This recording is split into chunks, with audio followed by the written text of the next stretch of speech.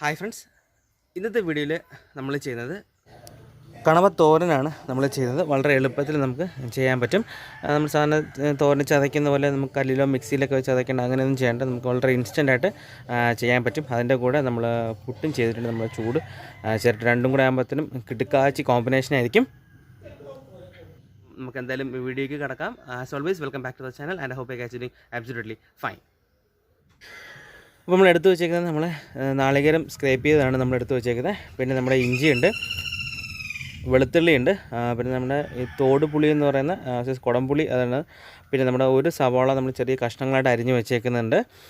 പിന്നെ നമുക്ക് വേണ്ടത് പച്ചമുളകും നമ്മളെ വറ്റൽമുളക്, നമ്മൾ വറമുളക് എന്ന് പറയുന്ന രണ്ടുമാണ് കൂടെ വേണ്ടത്. പിന്നെ നമ്മളെ സ്ക്വിഡ്, നമ്മളെ കണവ നമ്മൾ ചെറിയ കഷ്ണങ്ങളായിട്ട് അരിഞ്ഞിട്ട് ഉപ്പും മഞ്ഞൾപ്പൊടിയും ഇഞ്ചി പേസ്റ്റും കുരുമുളക് പൊടിയും കൂടി ഇട്ട് ജസ്റ്റ് ഒന്ന് വേവിച്ച് വെച്ചതാണ്. അപ്പോൾ ഇതാണ് നമ്മൾ എടുത്ത് വെച്ചേക്കുന്ന സംഭവം എന്ന് പറയുന്നത്. അപ്പോൾ നമുക്ക് എന്തായാലും തോരൻ വെക്കാനായിട്ട് സ്റ്റാർട്ട് ചെയ്യാം. അപ്പോൾ നമുക്കതിനായിട്ട് ഒരു ചീനച്ചട്ടി വെച്ചിട്ട് നമുക്കൊന്ന് എണ്ണ ഒഴിച്ച് ചൂടാക്കിയെടുക്കാം. നമ്മൾ കോക്കനട്ട് ഓയിലാണ് യൂസ് ചെയ്തതാണ് കുറച്ചും കൂടെ നല്ല ടേസ്റ്റ് വരുന്നത്. അപ്പോൾ നമ്മൾ എണ്ണ ചൂടായി വരുമ്പോഴത്തേനും കടുകിട്ട് പൊട്ടിക്കുക.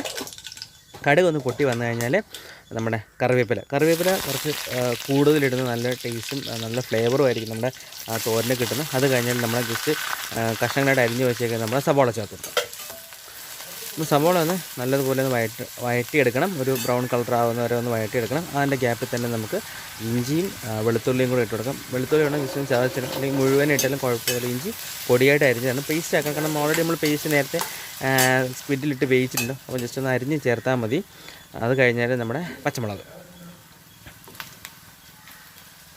ഓക്കെ, അപ്പോൾ നമ്മൾ പച്ചമുളകും ചേർത്ത് നല്ല രീതിയിലൊന്ന് പച്ചമുളകിൻ്റെയും ഉള്ളിയുടെയൊക്കെ പച്ചമണം ഒന്ന് ജസ്റ്റ് ഒന്ന് മാറി വരുന്നവരെയും നമ്മൾ നല്ലതുപോലെ ഒന്ന് വഴറ്റി കൊടുക്കുക. അത് കഴിഞ്ഞാൽ നമ്മൾ എടുത്ത് വെച്ചേക്കുന്നത് നമ്മുടെ വറമുളക്, നമ്മൾ വറ്റൽമുളക് ഇട്ട് കൊടുക്കുക. വറ്റൽമുളക് നമ്മൾ ആ എണ്ണയിൽ കിടന്ന് ഇങ്ങനെ വെന്ത് വരുമ്പോഴത്തേനും നമുക്ക് അതിങ്ങനെ കടിച്ച് തിന്നാൻ തന്നെ നല്ല ടേസ്റ്റ് ആയിരിക്കും. അപ്പോൾ നമ്മൾ വറ്റൽമുളക് അങ്ങനെയാണ് ഇട്ട് കൊടുത്തേക്കുന്നത്. അപ്പോൾ നമുക്കൊന്ന് അടച്ച് വെച്ച് നമുക്കൊരു 10 മിനിറ്റ് ഉള്ളി ഒന്ന് വാടി വരുന്നവരെ നമുക്കൊന്ന് കുക്ക് ചെയ്തെടുക്കാം. കണ്ടോ, അപ്പോൾ നമ്മുടെ ഉള്ളിയൊക്കെ നല്ലതുപോലെ വാടി നമ്മൾ പച്ചമുളകൊക്കെ നല്ല വഴണ്ട് വന്നിട്ടുണ്ട്. ഇനി നമ്മൾ എടുക്കുന്നത് നമ്മൾ നേരത്തെ സ്ക്രേപ്പ് ചെയ്ത് വെച്ചേക്ക് നമ്മുടെ നാളികേരം ചേർത്ത് കൊടുക്കാം. ഇവിടെ ഒരു നാളികേരം ഫുള്ള് നമ്മൾ ഒരു വലിയ സൈസിൽ ഫുള്ള് നാളികേരം നമ്മൾ സ്ക്രേപ്പ് ചെയ്തെടുത്തിട്ടുണ്ട്. നമുക്ക് ആവശ്യത്തിന് വേണമെങ്കിൽ കുറച്ചെടുത്താൽ മതി. അപ്പോൾ നമ്മൾ നാളികേരം ഇട്ട് നല്ലതുപോലെ ഒന്ന് വഴറ്റിയെടുക്കുകയാണ് ചെയ്യുന്നത്. കാരണം നമ്മൾ ഇപ്പോൾ ഇനി നമുക്ക് വേണ്ടത് നമ്മുടെ പുളി, നമ്മുടെ തോട് പുളി എന്ന് പറഞ്ഞാൽ ഒരു 3-4 കഷ്ണം നമ്മുടെ പുളിക്കനുസരിച്ച് ഇട്ട് കൊടുക്കാം. സാധാരണ നമ്മൾ ചെയ്യുന്നതെല്ലാം കൊണ്ട് ചതച്ചിട്ടല്ലേ ഇടുന്നത്. ഇത് നമുക്ക് മിക്സി അങ്ങനെയൊന്നും ഇല്ലെങ്കിൽ പെട്ടെന്ന് ചെയ്യാൻ പറ്റുന്ന ഒരു സംഭവമാണ്. പിന്നെ നമുക്ക് വേണ്ടത് മുളക് പൊടി ജസ്റ്റ് ഒന്ന് കരിഞ്ഞു പോകാതെ ഒന്ന് മിക്സാക്കി കൊടുക്കുക.